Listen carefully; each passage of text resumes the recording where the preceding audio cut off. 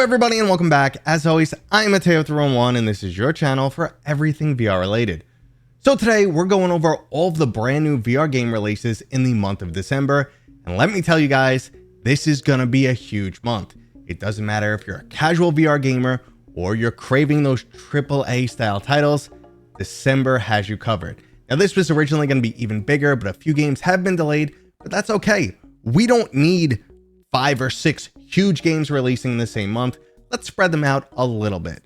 Now, there are, of course, links and timestamps if you want to skip ahead. But before we jump in, this video is brought to you by VR makers of prescription lens inserts for all of your favorite VR headsets. Quest 3 inserts are now available for purchase, and I'm extremely happy to announce that they've significantly dropped their pricing on this product. They magnetically connect for easy insertion and removal. So if you wear eyeglasses and struggle to fit them inside the VR headset, or you're concerned about scratching your lenses, go check out VR down in the description, and don't forget to use discount code Mateo311 for 10% off and to help support my channel. Okay, so like normal, today's games will be in chronological order, listing both their release date and the platforms they're on. And I do have to do my normal disclaimer.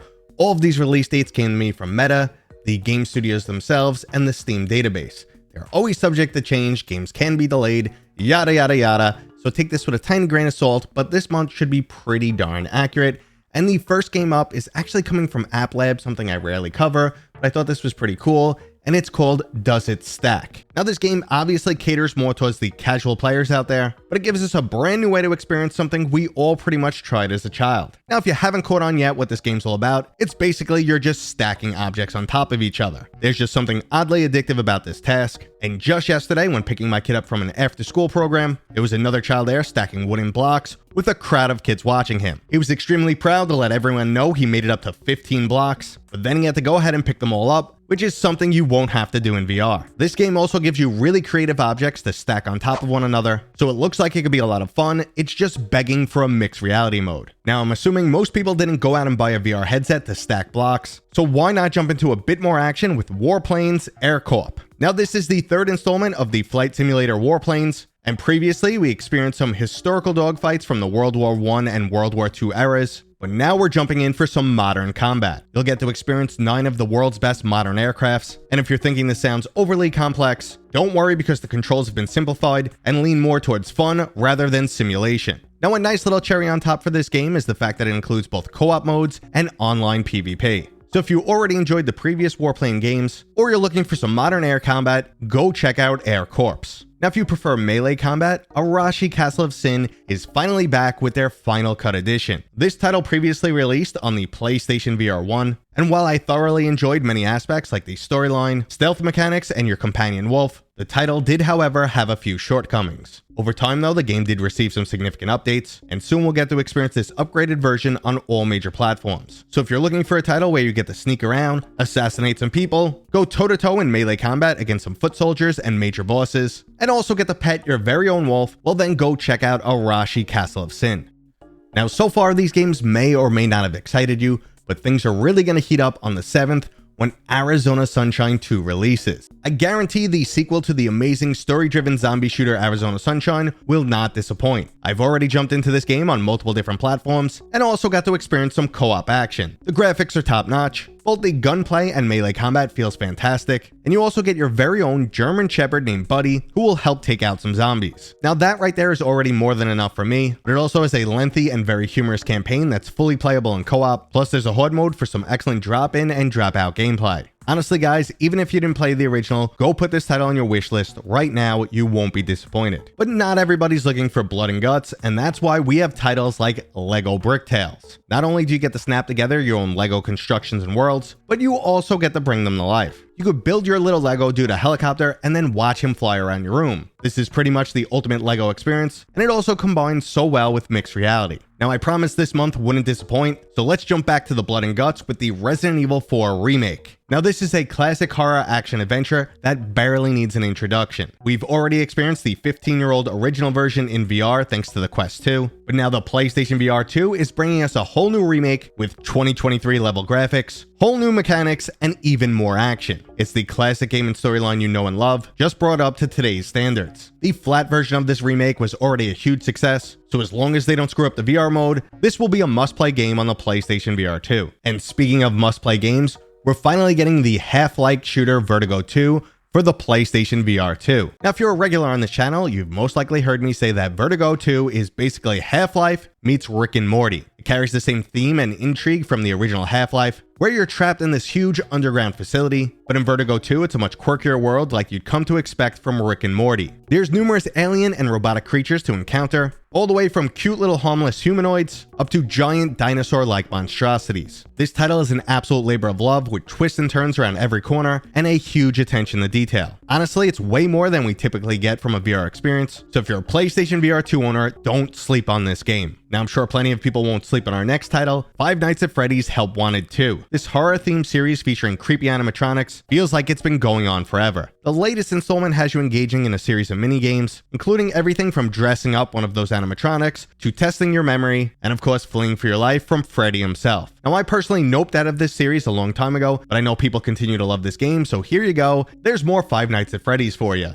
And the PlayStation VR2 is dropping one more interesting title on the 14th, and that's Not for Broadcast. Now, this was originally a flat screen game that made its way onto Quest and PCVR, and now PlayStation owners will finally be in control of a nightly news broadcast that goes way off the rails. Not for Broadcast has you sitting back and watching a darkly comedic scene unfold, but you'll also need to be in control of bleeping swear words, keeping the camera on the celebrities, and of course making sure the audience remains hooked to the action. This is a truly unique title, and if the humor lands for you, you're gonna have a fun time. And speaking of humor landing, our next title is Wallace and Gromit: The Grand Getaway. Now, you may or may not be familiar with this animated duo, but they're about to take you on a minigame-filled narrative adventure. I'm expecting this will be similar to something like Sam and Max, this time it's virtual, where you get a cute little storyline and lots of different mini-games to play. They also have a mixed reality mode featuring 30 unique levels. So if you're looking for a cute little animated experience or something that's a bit more kid-friendly, go check out Wallace and Gromit.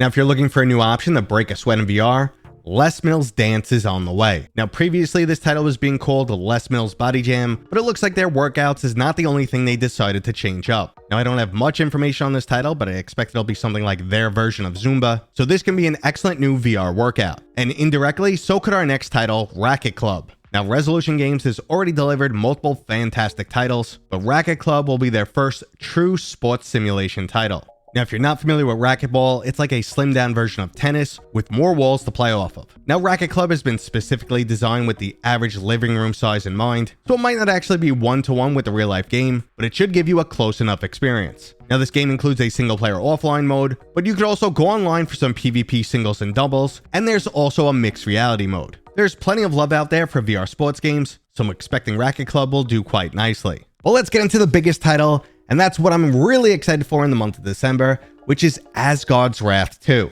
Asgard is a 60+ hour single-player RPG title. You'll be dropped into Norse mythology and going up against the god of mischief himself, Loki. The original Asgard's Wrath remains one of my favorite VR games of all time, sitting right next to Half-Life Alyx. Not only is it my favorite genre, the RPG, which is completely underrepresented in VR, but it also had a fantastic storyline, graphics, combat, and puzzles. Now, my expectations are off the chart when it comes to this game in pretty much all aspects except for the graphics, which I've already come to terms with the fact that they just won't be as good as the original PCVR game, even on the Quest 3.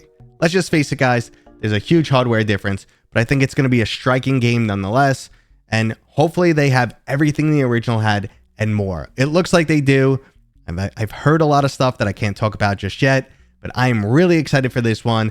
And honestly, if it's anything like the original, I played that to death. Like 4 or 5 hours a day. I don't play any VR game like that. I just usually get too tired. But something about that game sucked me in, and I would just sit there and play and play and play until like my legs hurt from standing, and then I'd have to take a break.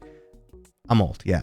Okay. But moving on, it should be a great game. I'm extremely excited, but this list is not over just yet. There's a few more titles, including Towers and Powers. Now, I apologize to this title for having to go after Asgard's Wrath 2, but this list is in chronological order, and let's face it, some people aren't interested in a 60-hour RPG and do enjoy more casual tower defense games. Towers and Powers has you taking on the role of a god that needs to defend the island from the forces of chaos. Now, I honestly find VR tower defense games highly addictive, so as long as they nail the mechanics, I'll most likely enjoy this game, and I'm happy to report that they have a free demo, so we can go ahead and check this out right now. Now, rounding out the month of December, we have the fast-paced action-adventure title Tiger Blade. Tiger Blade will have us battling through an alternate version of Korea, where all of the city's gangs are currently after you. I've spoken about this game multiple times before, mainly because it's been delayed, and overall I have some mixed feelings about this one. It looks like the combat and mechanics are going to deliver, but I can't shake the feeling that this is going to be another forgettable title. There's a weird line when it comes to VR games where you have to either go full casual or try to push into new boundaries. When you end up somewhere in the middle, your game could be great, but ultimately forgettable.